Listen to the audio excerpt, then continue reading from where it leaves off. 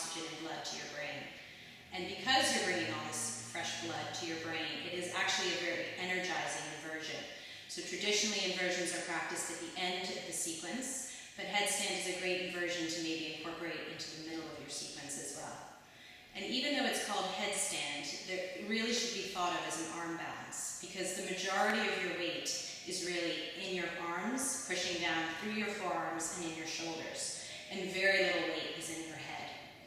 So just thinking a little bit about the setup, when you feel at the top of your head, you want the highest point to be the point that comes in contact with your mat, that will bear a little bit of weight. And setting up your arms and your foundation is critical. So when you come from a child's pose, you place your elbows directly underneath your shoulders. Grab your elbows, opposite hand to elbow. And keeping your elbows in line, then release your hands and interlace your fingers. You don't want your fingers to be completely, your palms completely touching, but not completely apart. So you want it kind of midway so that it can cradle your head. Like that. So I'll just walk through 3 different variations of headstand, taking each one step at a time. So the first variation, you set up the exact same way, grabbing opposite elbows, interlacing your fingers, pressing your head down between your forearms, lengthening your legs, really pressing down on your forearms so much so that you can lift your head off the mat with very little effort. You tiptoe your feet in, bringing your hips over your shoulders as much as possible, and then play with the balance, bringing one knee into your chest, extending it down, bringing the other knee in, and extending down.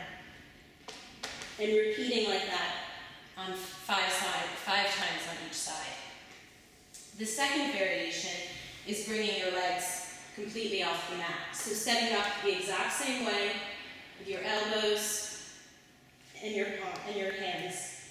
Tiptoeing in, so your shoulders, your hips are over your shoulders. Bring one knee into your chest, bring the other knee in.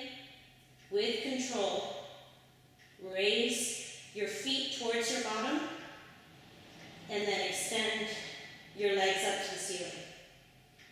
When you're up, think about tucking your tailbone, rolling your thighs together, keeping your legs active, and breathing.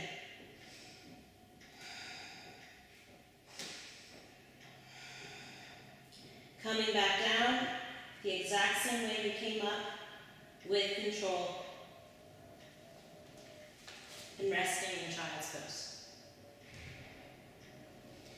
And the third variation is coming up with straight legs, which does require a little bit more core strength. So I'll demonstrate the last one. Same setup with your elbows. Tiptoeing your feet in so much so that until you really can't tiptoe them in any further, and they will naturally come off the mat. You can raise them up. Active legs. And coming down the same way.